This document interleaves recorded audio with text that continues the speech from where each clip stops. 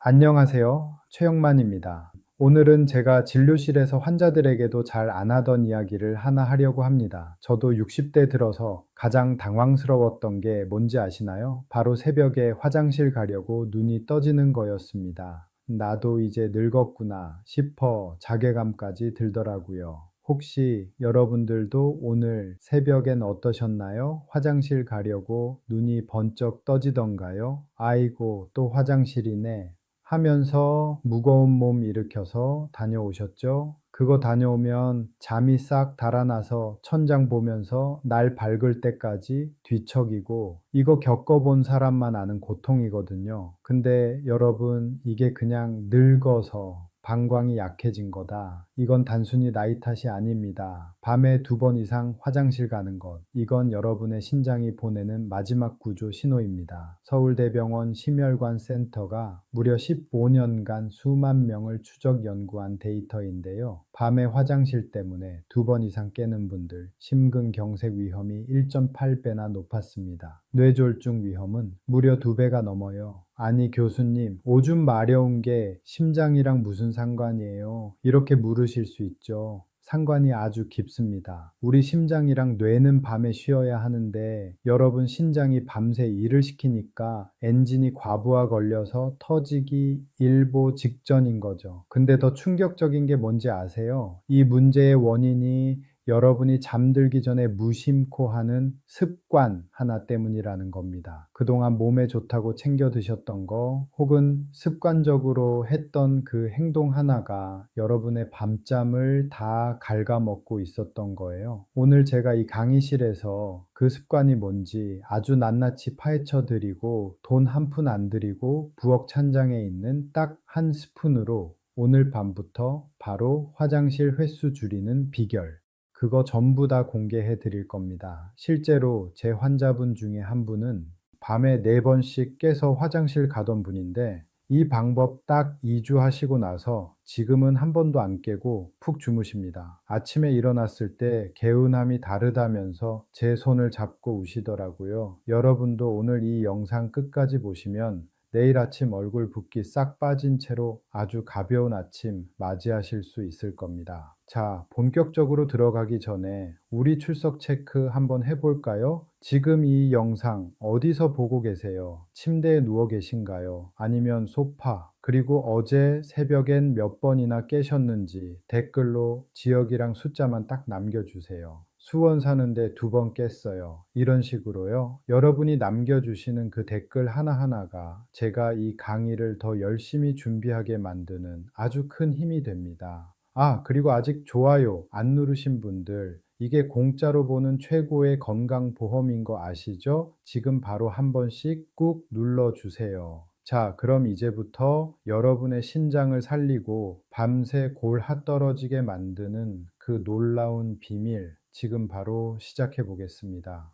자, 이제 첫 번째 원인부터 들어가 볼게요. 이게 사실 제일 중요해요. 여러분, 우리 몸에는 밤에 잠잘 때, 자, 이제 밤이니까 소변 만들지 마 하고 명령을 내리는 공장장이 하나 있습니다. 전문 용어로 항인효 호르몬이라고 하는데요. 이 공장장이 제대로 일을 해야 밤새 소변량이 딱 줄어들면서 우리가 아침까지 푹 잘 수 있는 거거든요. 그런데 문제는 이 공장장도 나이를 먹는다는 거예요. 나이가 60대, 70대 넘어가면서 이 공장장 목소리가 아주 작아집니다. 낮에는 쌩쌩하다가도 밤만 되면 소변을 만들어야 하나 말아야 하나 하고 지 혼자 헷갈려 하는 거죠. 그러니까 밤새 소변 공장이 풀가동됩니다. 젊었을 땐 공장이 밤에 문을 딱 닫았는데 이제는 야간 근무를 밤새 하는 거예요. 이게 바로 여러분이 화장실 가려고 깨는 가장 근본적인 호르몬 노화 문제입니다. 근데 여기서 더 무서운 게 있어요. 단순히 소변만 많이 만드는 게 아니라 콩팥 자체가 밤새 일을 하니까 콩팥 미세혈관에 노폐물이 꽉꽉 들어찹니다. 신장이 밤에 좀 쉬어줘야 다음날 낮에 또 독소를 걸러낼 텐데 밤낮 없이 일을 하니까 신장이 지치겠죠? 그러면 어떻게 될까요? 나중에는 진짜 신부전증 같은 무서운 병으로 가는 지름길이 되는 겁니다. 여러분, 지금 밤에 자꾸 깨는 거 그냥 물 많이 마셔서 그래 하고 가볍게 넘길 일이 절대 아니라는 거예요. 여러분의 콩팥이 지금 과로사 직전이라고 주인님한테 계속 신호를 보내는 겁니다. 자, 그럼 첫 번째 원인은 이해되셨죠? 내 몸속 소변 공장장이 나이 들어서 헷갈려 한다. 이걸 꼭 기억하셔야 합니다. 이제 두 번째 원인은 더 기가 막힙니다. 바로 여러분의 방광이 성질머리가 아주 고약해진 탓이에요. 우리 방광은 원래 느긋한 친구입니다. 소변이 종이컵으로 한 컵, 두 컵 가득 찰 때까지는 꾹 잘 참거든요. 아직 멀었어. 주인님 더 자게 둬. 이러면서 버텨주는 게 정상이에요. 근데 이 방광이 나이를 먹고 예민해지기 시작하면 어떻게 되느냐? 소변이 반 컵도 안 찼는데 갑자기 뇌에다가 비상벨을 울립니다. 야, 큰일 났다. 당장 내보내야 해. 이러면서 난리를 치는 거죠. 잠결에 여러분은 어떻게 하겠어요? 깜짝 놀라서 눈이 번쩍 떠지죠. 부랴부랴 화장실로 달려갑니다. 근데 막상 가보면 어때요? 시원하게 콸콸 막 나오나요? 아니죠. 찔끔 나오고 마는 거예요. 갔다 오면 또 허무하잖아요. 겨우 이거 보려고 잠을 깼나 싶고, 이게 바로 방광이 예민해지는 과민성 방광 증상인데 사실 진짜 범인은 따로 있습니다. 바로 여러분의 혈당이에요. 아니, 당뇨도 없는데 무슨 혈당이냐고요? 우리가 자는 동안에도 몸은 에너지를 계속 씁니다. 근데 새벽 2시, 3시쯤 되면 혈당이 바닥을 치기 시작하거든요. 이때 우리 뇌는 비상사태라고 느낍니다. 에너지가 없으니까 몸을 깨워야겠는데 가장 만만한 방법이 뭔지 아세요? 바로 방광을 툭툭 건드리는 거예요. 야, 화장실 가고 싶지? 얼른 일어나. 뇌가 가짜 신호를 보내는 겁니다. 그러니까 여러분은 소변이 마려워서 깬 거라고 생각하시겠지만 사실은 뇌가 배고프고 힘들어서 여러분 잠을 강제로 깨운 거예요. 이거 정말 억울하지 않나요? 이런 분들은 화장실 다녀와도 심장이 괜히 두근거리고 정신이 또렷해져서 잠이 더 안 옵니다. 방광이 성격이 나빠진 게 아니라 여러분의 혈당이 널뛰기를 하니까 방광이 중간에서 고생을 하는 거죠. 자, 그럼 이제 마지막 세 번째 원인. 이건 아마 생각지도 못한 분들이 많을 텐데 우리 몸의 배수 시스템 문제예요. 여러분, 낮에 활동하실 때 보면 저녁쯤에 양말 자국이 쑥 패거나 신발이 꽉 끼는 분들 계시죠? 아이고, 오늘 많이 걸어서 부었네 하고 그냥 넘기셨을 거예요. 낮에는 중력 때문에 그 수분들이 다 다리 쪽으로 쏠려 있다가요. 밤에 침대에 딱 누우면 어떻게 될까요? 서 있을 땐 아래에 있던 물들이 누우면 다시 심장과 신장 쪽으로 슬금슬금 올라오기 시작합니다. 그러면 우리 신장은 깜짝 놀라는 거죠. 아니, 낮에는 조용하더니 밤에 왜 이렇게 물이 많이 들어와? 하면서 비상근무를 시작합니다. 밀려 들어온 수분을 빼내려고 밤새 소변을 열심히 만들어내는 거예요. 결국 다리가 부어 있던 분들은 그 부종이 빠지면서 소변이 되는 거라 화장실을 가고 싶어서 깨는 게 아니라 몸에 쌓인 물을 버리려고 깨는 겁니다. 자, 지금까지 세 가지 원인 다 들으셨죠? 첫째, 소변 공장장이 졸고 있는 호르몬 문제. 둘째, 혈당이 널뛰어서 생기는 뇌의 착각. 셋째, 다리 부기가 소변으로 변하는 체액 문제. 이 세 가지가 합쳐지니까 여러분이 밤마다 화장실 가느라 지옥 같은 시간을 보내신 겁니다. 자, 이제 원인을 알았으니 우리가 그동안 얼마나 큰 실수를 하고 있었는지 한번 짚고 넘어가야 합니다. 제가 진료실에서 어르신들 뵈면요. 선생님, 저 콩팥 지키려고 이렇게까지 했어요. 하시는데 오히려 콩팥을 낭떠러지로 밀어버리는 행동인 경우가 너무 많더라고요. 지금부터 말씀드릴 5가지는 우리 시니어분들이 믿고 있는 가짜 상식들입니다. 먼저 가장 많이 하시는 실수 첫 번째, 밤에 화장실 가기 싫어서 물을 끊었어요 하시죠? 그런데 이게 왜 위험하냐면요. 우리 몸에 물이 부족해지면 소변이 아주 진해집니다. 농축된 소변은 방광벽을 날카롭게 찌르는 칼날과 같아요. 예민해진 방광은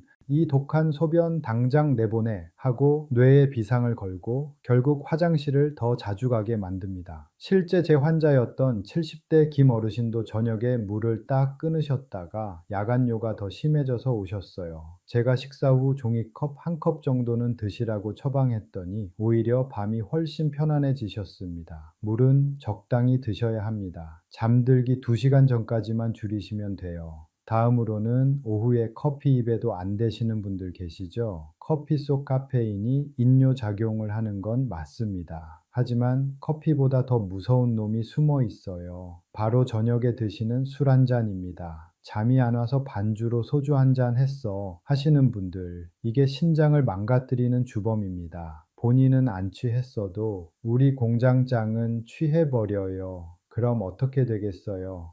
밤새 소변 공장이 미쳐 날뛰는 겁니다. 게다가 알코올은 방광을 직접 자극해서 예민하게 만드니 저녁 술은 밤 소변의 가장 큰 적입니다. 세 번째 실수는요, 팔자 탓을 하는 겁니다. 내 친구들도 다 그래. 늙으면 원래 그런 거야. 하고 포기하신 분들 계시죠? 이건 정말 위험한 생각입니다. 나이 들어서 호르몬이 줄어드는 건 자연스러운 현상이지만 그걸 방치하는 건 다른 문제입니다. 같은 70세라도 생활 습관 관리를 잘한 분들은 밤에 한 번도 안 깨고 주무십니다. 관리를 한 분과 안 한 분은 야간뇨 빈도에서 무려 40% 이상 차이가 납니다. 내 팔자가 이렇지 하고 넘기지 마세요. 그 방치가 쌓여서 나중에 심장병, 뇌졸중으로 이어지는 겁니다. 오늘 제 강의 들으시는 여러분은 이제 팔자 탓 대신 습관 탓을 하셔야 합니다. 다음으로 네 번째 실수, 마려운 걸 어떻게 참아? 병돼? 하시면서 조금만 느낌 오면 바로 가시는 분들 계시죠? 근데 이게 방광을 더 나약하고 예민하게 만드는 지름길입니다.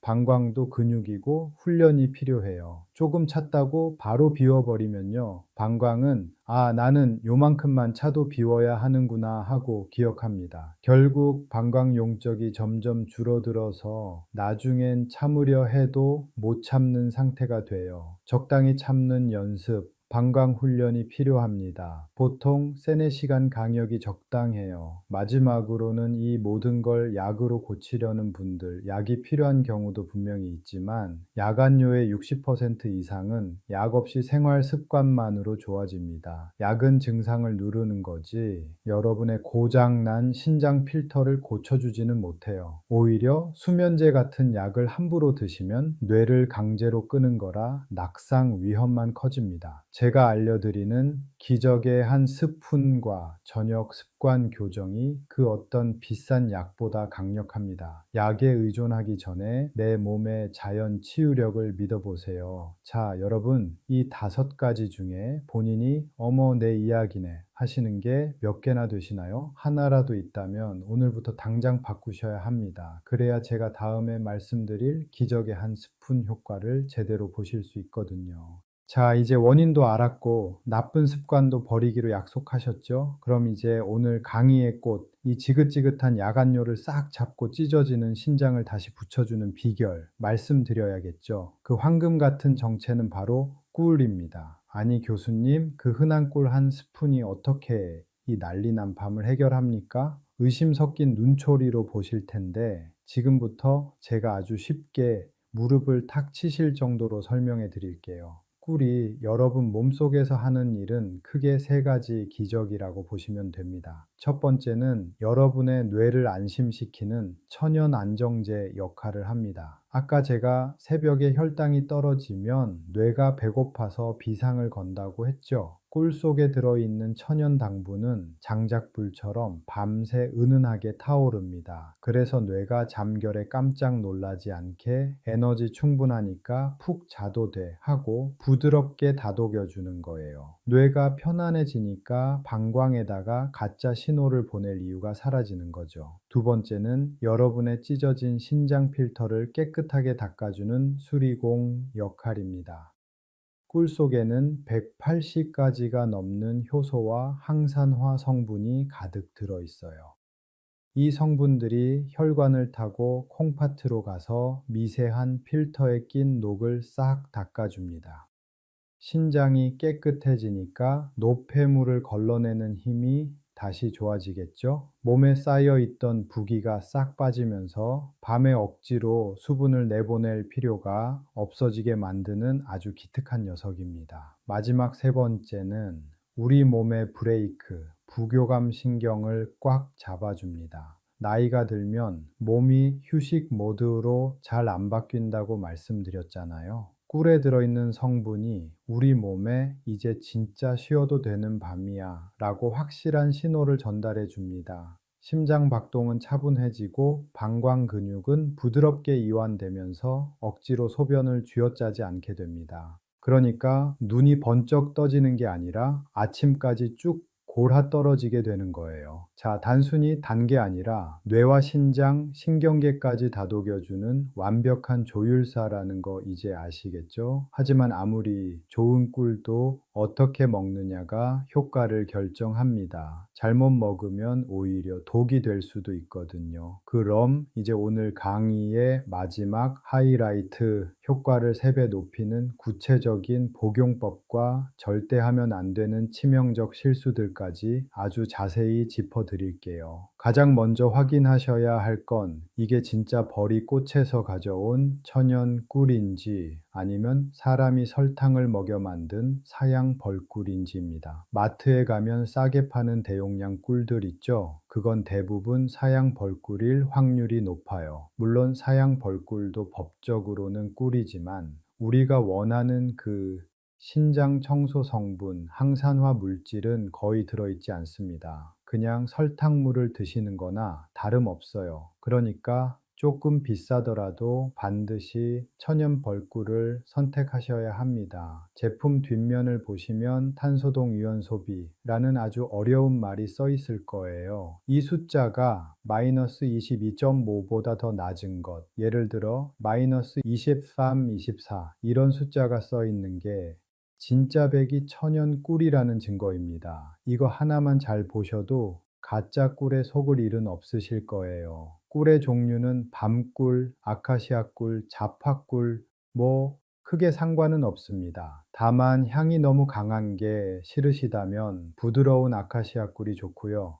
나는 조금 써도 약 효과가 강한 게 좋다 하시면 미네랄이 풍부한 밤꿀을 추천드립니다. 자, 꿀을 잘 고르셨다면 이제 효과를 3배 높이는 황금 복용법 들어갑니다. 이거 진짜 중요하니까 잘 들어보셔요. 가장 질문이 많은 게 이 시간대입니다. 우리가 잠자리에 누워서 뇌가 잠의 단계로 진입하는데 평균적으로 20분에서 30분이 걸립니다. 우리가 꿀을 먹으면 이 천연 당분이 혈관을 타고 뇌로 가서 자, 이제 비상벨 꺼도 돼 하고 신호를 주는데 딱 그 정도 시간이 걸리거든요. 너무 일찍 먹으면 정작 자야 할 새벽에 효과가 떨어지고 너무 늦게 먹으면 소화시키느라 뇌가 못 쉽니다. 꿀을 드시는 시간은 잠들기 딱 30분에서 40분 전 알람 맞춰놓고 드시는 게 제일 좋습니다. 그럼 얼마나 먹어야 할까요? 양은 무조건 딱 한 스푼입니다. 많이 먹는다고 좋은 게 아니에요. 우리 몸이 밤새 혈당을 유지하고 신경을 안정시키는 데는 티스푼으로 한 숟가락,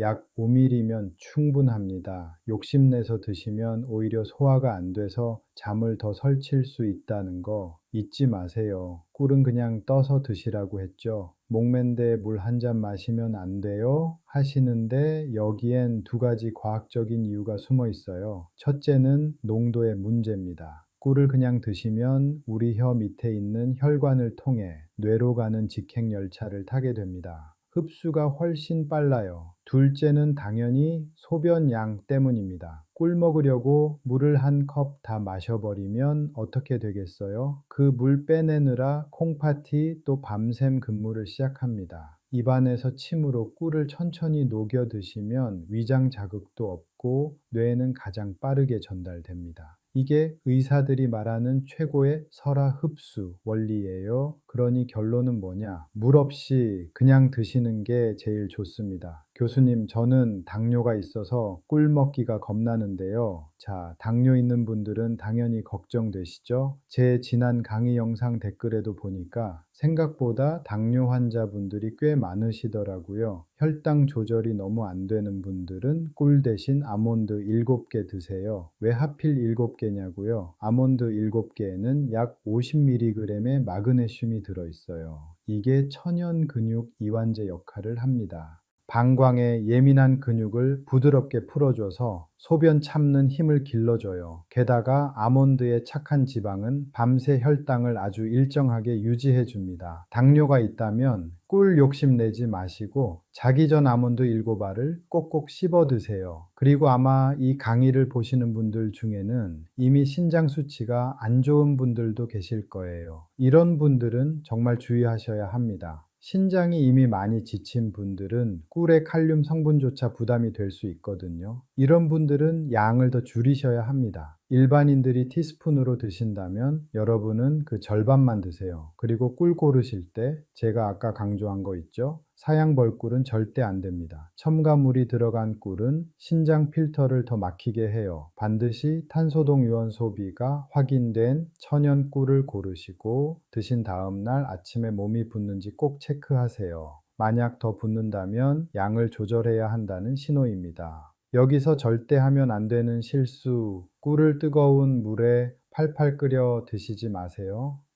60도가 넘어가면 꿀 속의 귀한 효소들이 다 죽어버려서 그냥 설탕물이 됩니다. 꼭 물에 타서 드시고 싶다면 미지근한 정도의 온도가 딱 좋습니다. 마지막으로 이게 효과가 있는지 어떻게 알까요? 제가 숙제를 하나 내드릴게요. 오늘 밤부터 소변 일기를 한번 써보세요. 어제는 3번 깼는데 오늘은 2번 깼네? 어라? 화장실 가도 양이 좀 늘었네? 이렇게 조금씩 변화가 오는 걸 눈으로 확인하면 우리 뇌는 더 안정감을 느낍니다. 보통 3일이면 몸이 좀 가볍네 싶고 2주면 어머 나 어제 한 번도 안 깼어 하는 기적이 일어납니다. 그 변화를 혼자만 알지 마시고 꼭 주변 분들과 나누세요. 어떠세요? 생각보다 아주 간단하죠. 이 작은 습관 하나가 여러분의 망가진 신장을 살리고 지옥 같던 밤 화장실을 멈춰줄 겁니다. 오늘 밤부터 바로 실천해 보시고 일주일, 2주일 뒤에 몸이 어떻게 달라졌는지 꼭 댓글로 자랑해 주세요. 자, 오늘 긴 시간 동안 저와 함께 우리 몸의 정수기, 신장을 살리고 야간뇨를 싹 잡는 법에 대해 공부하셨는데 어떠셨나요? 제가 늘 강조하지만 우리 몸은 정직합니다. 여러분이 그동안 몰라서 못 챙겨준 거지. 이제 원리를 알고 신호를 읽기 시작했으니 여러분의 몸은 오늘 밤부터 달라지기 시작할 거예요. 우리 세대 정말 고생 많으셨잖아요. 자식들 키우고